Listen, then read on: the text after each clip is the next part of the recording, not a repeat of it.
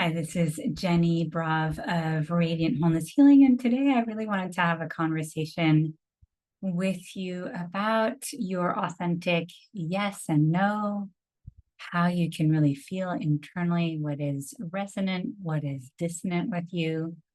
Because in general, as a species, I think we're really moving away from an era of appearance and scarcity and shoulds to an era of authenticity and people really speaking up about mental health and what is happening internally. And I think, especially for those of us on a spiritual path, this need and call to really show up as our full, authentic selves and to start shedding with the residue of conditioning of other people's agendas and ideas of what is acceptable is really the path that we're on. And so the very first step on that journey is being able to have a conversation with ourselves, our heart, our bodies, to start to relearn what our authentic yes and our authentic full no feels like. And sometimes the things we're feeling into is not really as simple as a yes or no. It's more, is this in alignment, in integrity with my higher self? Is it dissonant, out of integrity? And how do I know what is my yes and no, what is me merging with other people, me having taken on societal beliefs? And so if you're at the stage of the journey where you want to untangle this, let's really feel into it together. And I'm going to feel into what feels true right now, my authentic yes and no. I haven't really pre-prepared it too much. And it's not going to be a tapping or even a somatic tip video, and more dialogue. And feel free to let me know in the comments below what your authentic yes and no, your resonance dissonance feels like. So the first step is really, how do you know when you're a yes to something, when you're no to something? And I think it can be helpful to start small. Maybe when you go grocery shopping and you're looking at different foods and just asking your body, your higher self, is this in my highest good or for my highest good to buy this? And just see if you get a yes or a no.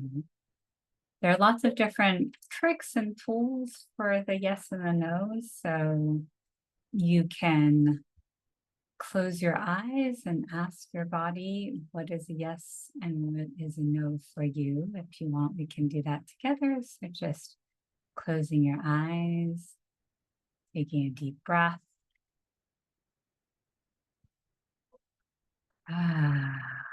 Maybe making a sighing sound on the exhale.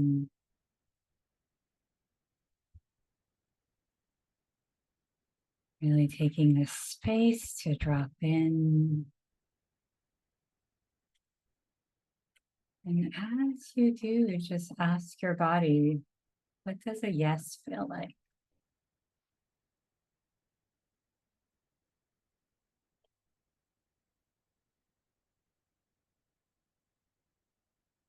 What does a no feel like?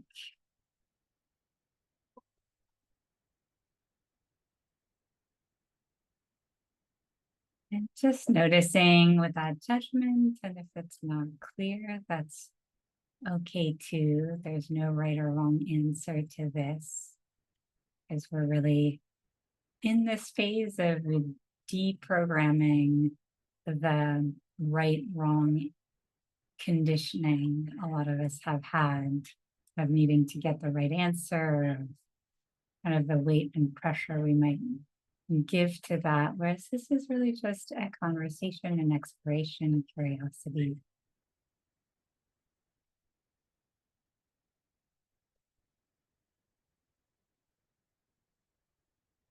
And feel free to open your eyes or keep them closed, whatever feels good. I know that on a somatic, physical body level, for a lot of people, yes is some version of feeling expansive, maybe an openness in the heart and the chest, a lightness. And then no is often some version of a tightening, contraction, closing feeling. You might also ask your inner knowing, is there a place in my body where I feel the yes and the no? Some people are less kinesthetic and more auditory. So maybe you might actually hear yes or no. Sometimes this is not my main way of doing it, but occasionally I ask myself a question and then I'll just hear yes or I'll hear no. And also, you can be open to it changing from moment to moment. As I said, sometimes I hear it, sometimes I have a feeling in my body. The no is usually the tightening is in my stomach, or actually more like the solar plexus, like upper stomach area right under the rib cage. It gets tight. If you're visual, you might ask for color, like is there color associated with yes? Is there color associated with no? And then I know a lot of people use a pendulum. And if you use a pendulum, you can ask the pendulum, show me a yes. For me, my yes is usually like a circular clockwise. And then show me a no.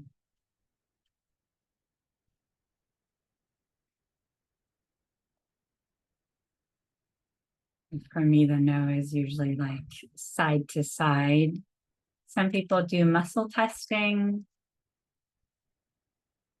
That has not worked so well for me in the past, so I won't demonstrate that, but you can always Google that if you're curious.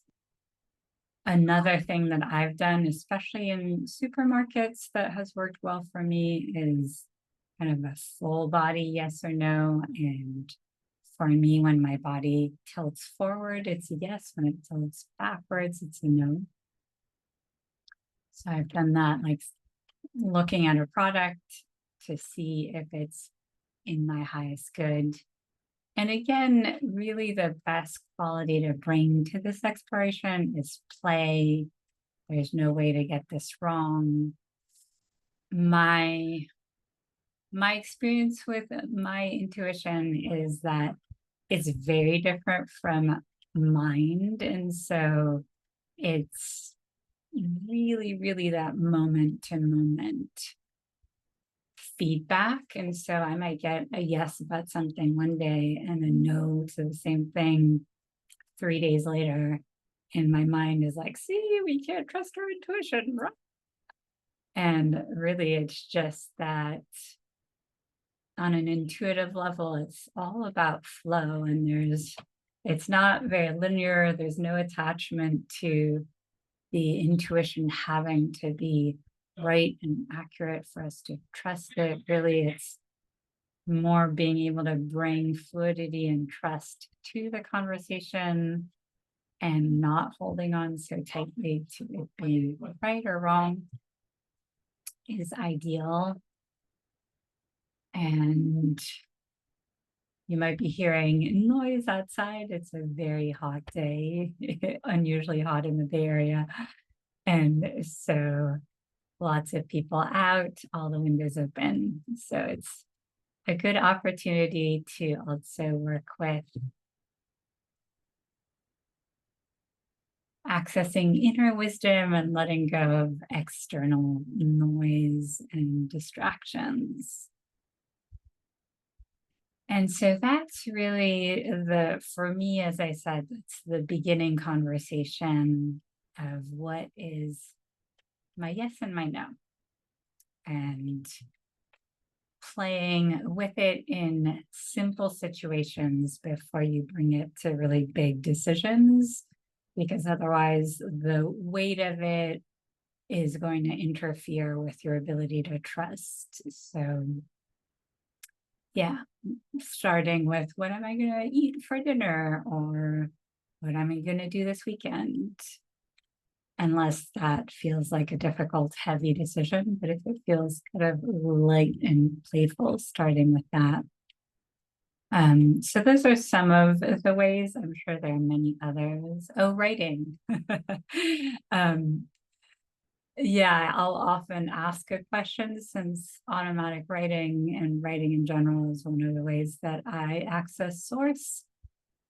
And so when I write down a question, then the answer yes or no will come through, either writing by hand or typing. For me, either one works well, or even verbally asking a question and just verbally saying if I get a yes or no. But I'm more of a scribal channel than verbal, so the writing works well for me. And if there's an activity or an element that really helps you get into a space of flow, of fewer thoughts. I know for me, I often get a lot of insights in water, whether I'm swimming or in my shower or in the bath. So asking the question in an element that brings you flow, maybe it's like when you're out in nature, in the forest, a mountain, biking, paragliding, again, whatever you know intuitively, oh, I get into a flow state, then that's everything we're talking about, right? That's just how you connect to your own inner knowing, inner wisdom, which is really what this whole conversation is about. And so the second part of this, once you've really played with your inner yes and no, is a broader sense of resonance and dissonance and integrity, a lack of integrity, whatever the opposite is for you, alignment, misalignment, attunement, misattunement. Those are, again, for something that's beyond just like yes, no, that's not always the question. It's maybe even a thought. If I have a thought, it's not necessarily is the thought, yes or no about the thought. It's more like if I want to know, sometimes we can't really tell if a thought is an intuition, or if it's coming from fear, from our minds. So even just asking myself, okay, is this thought, this plan in alignment with my higher purpose? Or asking yourself, like, how do I know if X, Y, and Z is in alignment with my higher self? So then the exploration is, how does alignment, attunement, resonance feel, look like, or sound like to me? And what does misalignment, misattunement, dissonance feel, sound like, look like to me? And again, part of this conversation is learning how you receive information. And it might vary. I know for me, my visual, auditory, and kinesthetic senses can be very strong, and it's not always all at the same time.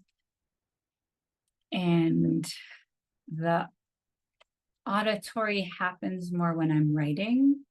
I don't necessarily hear, but if I write, it's like I channel things through written words. The kinesthetic is really strong if there's touch involved, if I'm doing body work, or if I'm holding for me, then It's very body-based. The visual is often a complement to everything else. I'll get colors and images, not always super crisp, but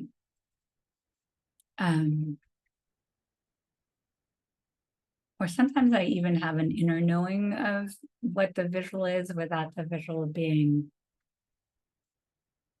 as clear as a photograph or an image or something, but I'm kind of knowing, oh, I'm seeing a tiger or a bear or a hawk. For some people, their sense of smell or taste is really strong. For some people, it's through fabrics, through movement. Again, just really learning how information comes to you and letting go of any preconception that it has to be some way. Because you don't see things when you check in, that it's not valid. And sometimes it's really also just an inner knowing of something. And for me, especially when I'm working with clients, this seems to work or be stronger, easier for me to sense for others and for myself, although I'm really honing it for myself as well. I have a resonance chord or truth chord that feels like it rings in my body when something is resonant. So if a client is saying something to me and I feel like it's kind of like a gong, like just this like boom, boom, radiating resonance in my body, then my sense is like, oh yeah, that's really aligned. And when somebody says something to me, I feel like this jangly sense in my body, like that's when I have a sense of like, okay, maybe that's not coming from higher self. And again, it doesn't have to be body-based, and it can change from moment to moment. And I invite you, if you want to play with me with this, to close your eyes, drop in.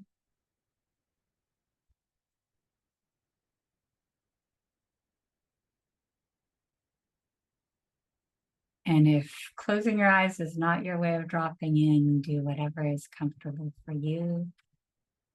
In whatever position is comfortable, you can also listen to this while doing whatever it is that helps you be in flow next to the bath, while you're biking, running, mountain climbing, whatever it is. Again, it doesn't have to look a certain way. And dropping in, maybe feeling gratitude that you're taking this moment to connect to yourself, to have this dialogue, letting go of the outcome, knowing that the process is much more important really than even coming out of this, knowing what your yes and your no feels like, or your resonance and dissonance feels like. It's really much more about taking the time and deepening. So taking a deep breath in, exhaling, making a sighing sound. And again,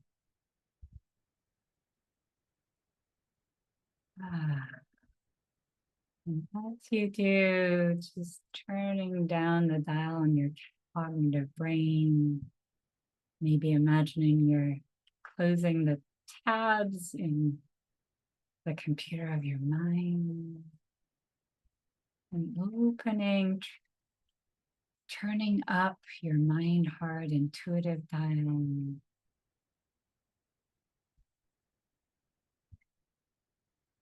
With each breath, deepening even more, dropping in even more. If there's any movement or sound that wants to come in to help with this deepening, welcome it in.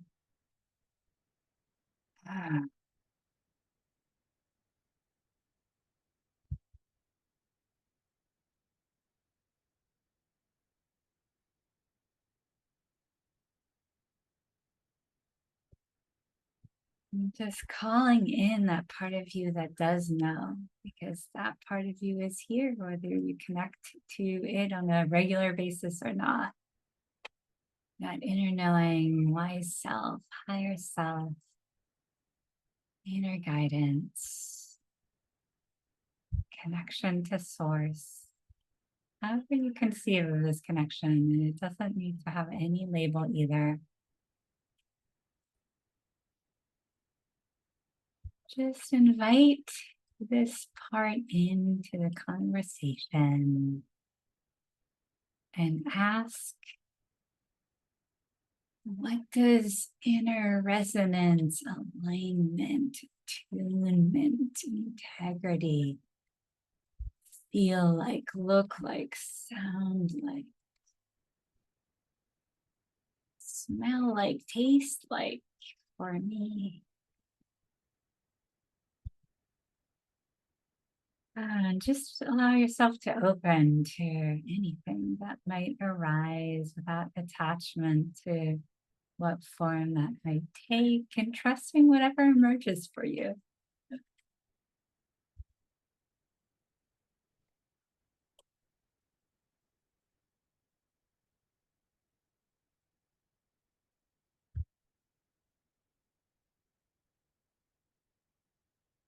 And allowing whatever just came up for you to imprint on cellular memories so you can refer back to it anytime you want. And then ask yourself, what does dissonance,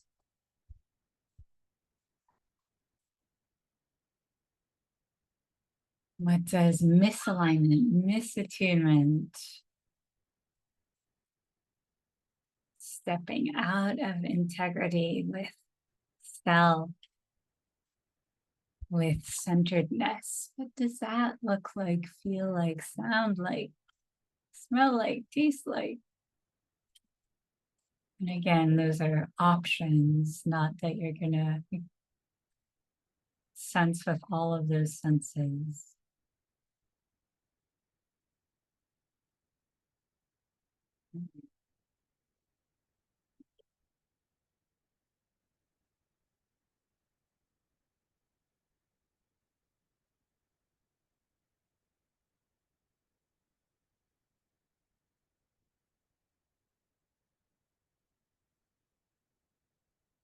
And another question here can also be, what are little early warning signs or blinking lights if you're not connected enough to maybe feel or hear or see the things that are coming up right now? What is an indicator that I am in dissonance, misalignment, misattunement? Is there a feeling, emotion, maybe anxiety, depression, rumination, being in extreme doing mode, over productivity, or the opposite, just complete lack of motivation? Maybe it's numbing out, being on the phone, an addictive pattern, whatever it might be. It could be, again, a habit, a belief, a thought, something that rather than going into it or believing it is actually just a blinking light to say, hey, we're misattuned, let's pause, let's check back in, let's get back into that place of resonance, alignment.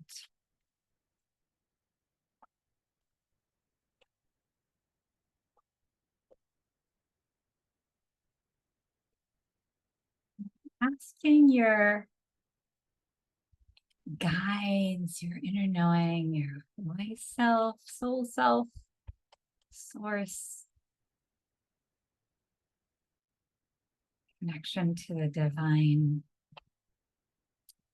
for any message, any gift, anything that wants to be transmitted for you that might help you with this conversation, be more in alignment, any practice or place or activity or lack of activity that can help you with this deepening into inner knowing, that can help you also with releasing the wounding towards having access to this.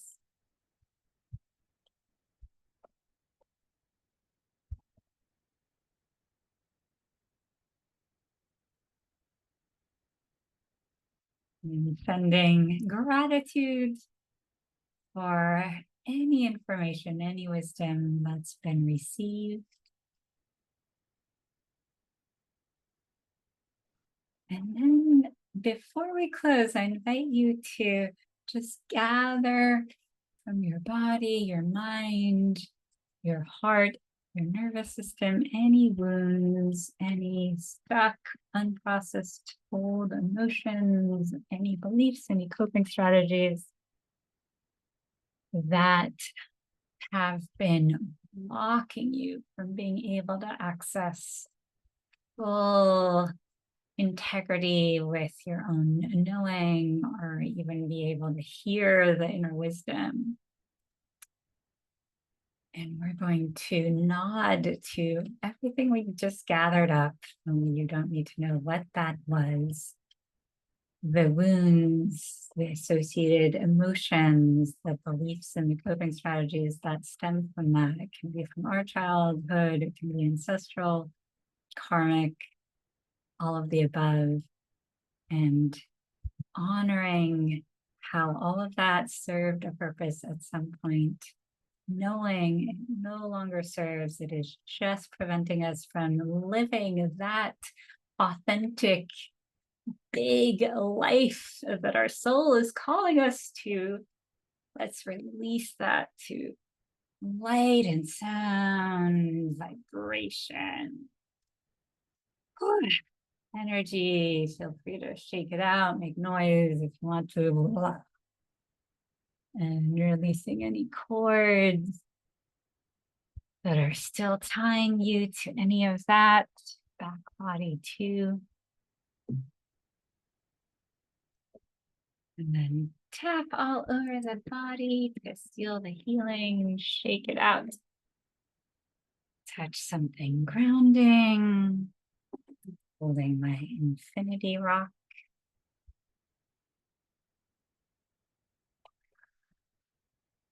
And let's together send